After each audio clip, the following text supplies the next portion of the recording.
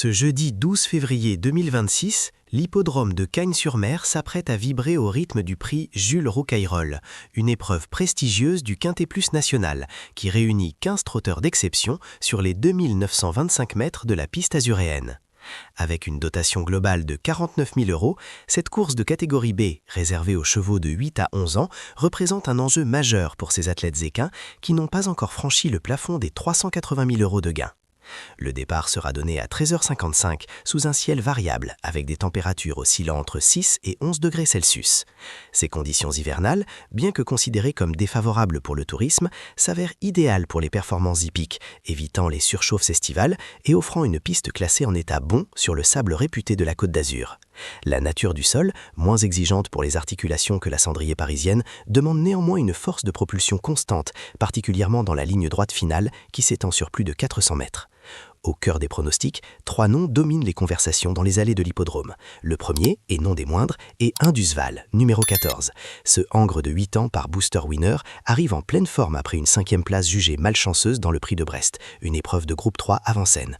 Son entraîneur, Jean-Marc Chéneux, ne cache pas ses ambitions. Il serait déçu si son protégé ne terminait pas dans les 3 premiers. Confié aux mains expertes de Théo Briand, qui réalise un excellent meeting, Indusval bénéficie d'une configuration de ferrure optimale, déferré des postérieurs et protégé des antérieurs. Un compromis parfait sur le sable azurien qui maximise l'amplitude de foulée, tout en minimisant les risques de disqualification. La concurrence ne sera pas en reste. Illusion J-Pad, numéro 15, s'affiche comme la principale rivale. Idéalement placée au plafond des gains avec 372 148 €, elle n'a pas à rentrer de distance, un avantage tactique considérable. Après 2 disqualifications outre-montées, son retour à l'attelé, sa discipline de prédilection, est attendu avec impatience. Son record personnel de 1 minute 10 secondes 3 en fait théoriquement la plus rapide du lot. Complétant le trio de tête, Indigo de Fontaine, numéro 12, représente la classe pure. Ce pensionnaire de la famille Abrivard a déjà brillé dans des lots de niveau groupe et retrouve progressivement ses meilleures sensations. Malgré une faute récente dans le prix de Langeais, il affiche une forme parfaite au travail selon son entourage. La bataille s'annonce épique sur les rives méditerranéennes. Si les favoris attirent naturellement les regards, l'histoire du turf nous enseigne que les surprises viennent souvent des outsiders qui connaissent parfaitement leur terrain de jeu. À Cagnes-sur-Mer, la connaissance du parcours est un atout majeur. Les tournants serrés à gauche et l'interminable ligne droite finale exigent une maîtrise technique que seuls les habitués possèdent pleinement. Parmi ces spécialistes locaux, Great of Madrid, portant le numéro 8, mérite une attention particulière. Entraîné par le néerlandais Henk Grift et confié à Gabriele Galormini, ce compétiteur international reste sur une honorable 4e place dans le prix 1 de mai, disputé sur cette même piste. Sa régularité est son point fort. Il termine systématiquement dans l'argent lorsque les conditions lui sont favorables. Déféré des 4 pieds pour cette échéance, il devrait bénéficier d'un parcours sur mesure orchestré par son driver italien, réputé pour sa lecture tactique des courses européennes. Les observateurs notent que Great of Madrid possède cette capacité rare de négocier les virages sans perdre son action, un talent précieux sur le tracé sinueux de la Côte d'Azur. Mais c'est peut-être Héros des Mottes, numéro 10, qui représente le coup le plus intéressant de cette épreuve. Niels Pacha, son entraîneur, ne laisse rien au hasard. Spécialement affûté pour cet engagement au plafond des gains, ce trotteur sera présenté pieds nus, déféré des 4 membres. Une configuration que l'écurie Pacha maîtrise à la perfection sur ce circuit. Les déclarations de l'entourage sont éloquentes. Le lot s'est quelque peu creusé et l'objectif affiché est une place dans les 5 premiers, voire mieux. L'association avec Maxime Grasset n'est pas anodine. Ce driver connaît chaque centimètre carré de la piste azurienne, chaque aspérité du sable, chaque nuance du vent marin qui peut s'engouffrer dans la ligne droite finale.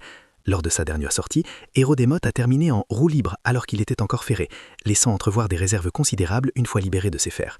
Cette préparation méticuleuse, typique de l'école Pacha, pourrait bien faire la différence dans les ultimes hectomètres. N'oublions pas Enjoy the Game, numéro 6, un trotteur scandinave entraîné par Éric Bondeau qui revient sur le sol français après une préparation en Italie. Sous la conduite de Benjamin Rochard, il retrouve les pistes plates qu'il affectionne particulièrement. Bien que sa tâche semble plus ardue face aux spécialistes français, ses lignes italiennes récentes et son adaptation aux conditions méditerranéennes pourraient lui permettre de jouer les troubles faits, surtout à une cote potentiellement attractive pour les parieurs en quête de rapports juteux. Ces outsiders, souvent négligés par le grand public, constituent la profondeur tactique de ce Quintet Plus et pourraient bien redistribuer les cartes dans la ligne droite finale de Cagnes-sur-Mer. Dans le trot de haut niveau, les détails font la différence. Et parmi ces détails, peu sont aussi déterminants que le choix de la ferrure. Pour le prix Jules Roucayrol de ce 12 février 2026, l'analyse des configurations techniques révèle des stratégies sophistiquées qui pourraient bien décider de l'issue de cette bataille sur 2925 mètres. 11 des 15 concurrents évolueront déférés des 4 pieds, ce que les professionnels appellent D4. Cette option, qui consiste à retirer l'ensemble des fers, offre plusieurs avantages cruciaux sur le sable de Cagnes-sur-Mer. Premièrement, la légèreté. Chaque fer pèse entre 200 et 300 grammes. Sur une course de près de 3 km où le cheval effectue plusieurs milliers de foulées, cette réduction de poids se traduit par une économie d'énergie considérable. Deuxièmement, l'adhérence naturelle. Le sabot nu s'adapte mieux aux variations du sable, offrant une prise plus sûre dans les virages serrés caractéristiques de ce tracé.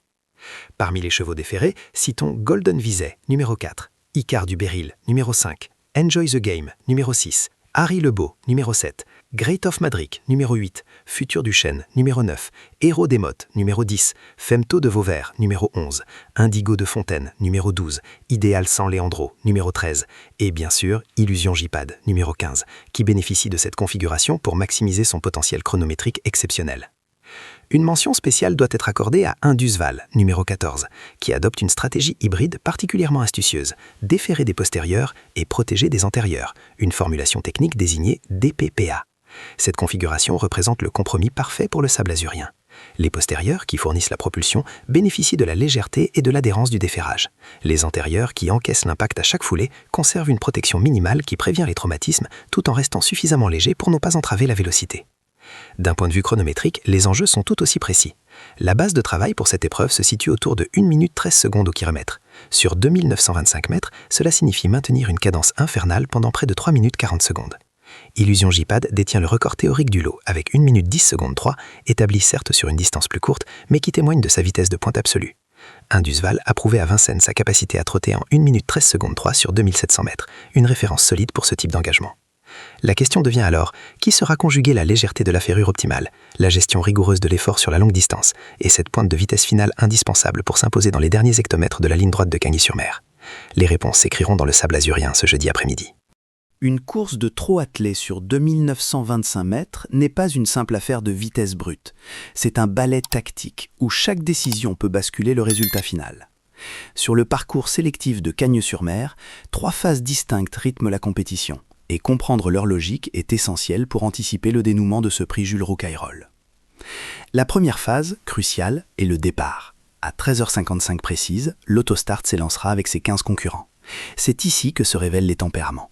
Certains chevaux, comme Honey King numéro 3 ou Hooper des Chasses numéro 2, sont connus pour leur nervosité au moment du départ, avec des risques de rupture d'allure qui peuvent ruiner toute ambition. A l'inverse, Indusval numéro 14 possède cette sagesse qui rassure. Un départ propre, une mise en jambe progressive, une capacité à se placer rapidement dans le groupe de tête sans gaspiller d'énergie précieuse. La deuxième phase se déroule dans la ligne opposée, ce long ruban de sable où se décident les relais. C'est le moment où les drivers dévoilent leurs intentions stratégiques. Léo Abrivard, aux commandes d'Indigo de Fontaine, numéro 12, pourrait chercher à prendre le commandement pour imprimer son propre rythme, une tactique qui lui a souvent réussi lorsqu'il dispose d'un cheval de classe. Cette prise de commandement permet de contrôler la cadence, d'éviter les surprises tactiques adverses, mais elle expose aussi au vent de face et exige une dépense énergétique constante. Théo Briand, pilotant Indusval numéro 14, adoptera probablement une approche plus conservatrice. Trouver un bon dos, un cheval généreux qui tracte le peloton tout en lui permettant d'économiser ses forces pour le final. Cette stratégie du suiveur intelligent est particulièrement efficace à Cagny-sur-Mer, où la ligne droite finale, longue de plus de 400 mètres, permet aux attentistes de s'exprimer pleinement. Et c'est précisément dans cette troisième phase, la ligne droite finale, que tout se jouera. Illusion J-Pad numéro 15 et Great of Madrid numéro 8 sont redoutables dans cet exercice de finish, à condition de ne pas être relégués trop loin au moment de l'entrée dans l'ultime ligne droite. Gabriel Gelormini, au sulky de Great of Madrid, est un maître de ce timing délicat. Savoir quand déclencher son effort, trouver le couloir de passage optimal, exploiter chaque mètre de corde économisé. Le vent marin, facteur souvent sous-estimé, peut jouer un rôle déterminant dans cette phase finale. Les courants d'air provenant de la baie des Anges peuvent pénaliser les chevaux iserés en extérieur, obligeant les drivers à des choix cornéliens, attendre une hypothétique aspiration ou s'engager en force au risque de se retrouver seuls face aux éléments. Cette complexité tactique, cette interaction permanente entre 15 drivers aux ambitions divergentes, constitue l'essence même du spectacle turfiste. Et ce jeudi, sur les rives méditerranéennes, c'est une véritable partie d'échecs équestres qui se jouera à plus de 40 km/h. Derrière chaque champion hippique se cache un réseau d'expertise humaine. Entraîneurs, drivers, palefreniers, vétérinaires, tous contribuent à cette alchimie complexe qui transforme un trotteur talentueux en compétiteur d'élite. Pour ce prix Jules Roucayrol, plusieurs figures du monde turfiste méritent une attention particulière, car leur présence dans cette course constitue en soi un indicateur de qualité. Commençons par Jean-Marc Chéneux, l'entraîneur d'Indusval, numéro 14. Son écurie traverse actuellement une période faste, enchaînant les places d'honneur et les victoires sur les hippodromes majeurs. Chéneux appartient à cette école d'entraîneurs qui privilégie la préparation méthodique à long terme plutôt que les coups d'éclat éphémères. Ses déclarations avant la course sont sans ambiguïté. Il serait déçu si son protégé ne terminait pas dans les 3 premiers. Dans le milieu turfiste, ce type d'affirmation n'est jamais anodin. Elle témoigne d'une confiance absolue, fondée sur des chronos au travail, des examens vétérinaires favorables et cette connaissance intime de son cheval que seuls des mois de travail quotidien peuvent apporter. L'association avec Théo Briand, le driver, renforce encore cette légitimité. Briand réalise un meeting exceptionnel sur la Côte d'Azur, accumulant les victoires et démontrant une lecture tactique affûtée du parcours azurel. Sa capacité à gérer le tempo d'une course longue distance, à sentir le moment optimal pour lancer son finish, fait de lui l'un des drivers les plus recherchés du circuit actuel. Niels Pacha représente une autre école, tout aussi efficace. Avec Héros des Mottes numéro 10, il a opté pour une préparation spécifique ciblant exclusivement cet engagement. Le déferrage complet des 4 pieds n'est pas un hasard, c'est une signature de l'écurie Pacha sur ce circuit où cette configuration a démontré son efficacité à maintes reprises. Pacha délègue les commandes à Maxime Grasset, un driver qui connaît chaque aspérité de la piste de Cagnes-sur-Mer. Cette connaissance locale, souvent sous-estimée par les observateurs extérieurs, peut valoir plusieurs longueurs dans les tournants techniques du parcours. N'oublions pas les drivers internationaux qui apportent leur expertise européenne. Gabriele Gelormini, aux commandes de Great of Madrid numéro 8, incarne cette nouvelle génération de pilotes cosmopolites qui naviguent entre les circuits français, italiens, scandinaves et néerlandais. Sa gestion du rythme sur longue distance, forgée dans les grandes épreuves continentales, lui confère un avantage comparatif certain face à des drivers moins habitués aux pressions tactiques des courses internationales. Benjamin Rochard, pilotant Enjoy the Game numéro 6, complète ce tableau d'excellence. Son retour sur le sol français après avoir préparé ce cheval en Italie témoigne de l'importance qu'il accorde à ce quintet plus. Rochard appartient à cette catégorie de drivers capables d'extraire la quintessence d'un trotteur, même lorsque les conditions ne sont pas idéales. Ce jeudi, ce n'est pas seulement 15 chevaux qui s'affronteront, mais également l'expertise cumulée de décennies de pratique équestre. Un spectacle dans le spectacle.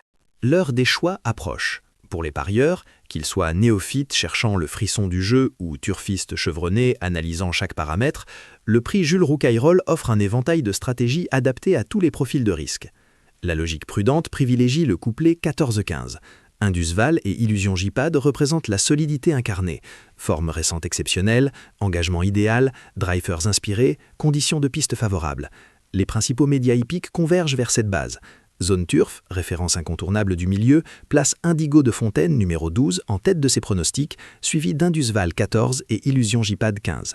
Paris Turf inverse la hiérarchie, privilégiant Illusion J-Pad devant Indusval. Equidia rejoint l'analyse de Zone Turf en mettant en avant Indigo de Fontaine. Cette convergence sur les numéros 12, 14 et 15 n'est pas fortuite, elle reflète un consensus professionnel rarement observé. Pour les parieurs en quête de rapports plus généreux, plusieurs options s'offrent. Le coup de poker par excellence reste Indigo de Fontaine, numéro 12. S'il conserve son action du départ à l'arrivée, s'il évite la faute qu'il a pénalisée récemment dans le prix de Langeais, il possède le moteur absolu pour surclasser cette opposition. Sa classe intrinsèque, forgée dans des lots de niveau groupe, pourrait faire la différence. Et sa cote, probablement située entre 5 et 8 contre 1, offre un rapport intéressant pour une chance de victoire réelle. Héros des Mottes, numéro 10, incarne l'outsider intelligent. Préparé avec un soin méticuleux par Niels Pacha, déféré des 4 pieds, confié à un driver spécialiste local, il coche toutes les cases du bon tuyau d'écurie. Les déclarations de son entourage, inhabituellement optimistes, suggèrent qu'il arrive au sommet de sa forme. Sa cote pourrait atteindre 10 ou 15 contre 1, offrant un effet de levier considérable pour les parieurs audacieux. Great of Madrid numéro 8 représente la sécurité relative. Sa régularité, sa connaissance du parcours, son driver international de premier plan en font un candidat sérieux pour les places d'honneur. Inclure ce numéro dans une combinaison élargie semble judicieux, particulièrement pour les formules multi qui nécessitent de couvrir plusieurs scénarios. A l'inverse, certains chevaux semblent présents pour d'autres objectifs. Aïda Sutton numéro 1, Hooper des Chasses numéro 2 et Honey King numéro 3 afficheront probablement des cotes dépassant 50 contre 1. Leurs entraîneurs ont déclaré ouvertement qu'ils préparaient des engagements futurs ou qu'une impasse était conseillée. Leur présence dans la combinaison gagnante constituerait une surprise majeure. La stratégie optimale semble donc s'articuler autour d'une base solide 14-15, complétée par 12 et 10 en outsider crédible et 8 en sécurité. Pour les plus audacieux, Golden Visay numéro 4 et Iker du Beryl numéro 5, tous deux déférés des 4 pieds et maniables, pourraient jouer les troubles faites à des cotes attractives. Le départ sera donné à 13h55.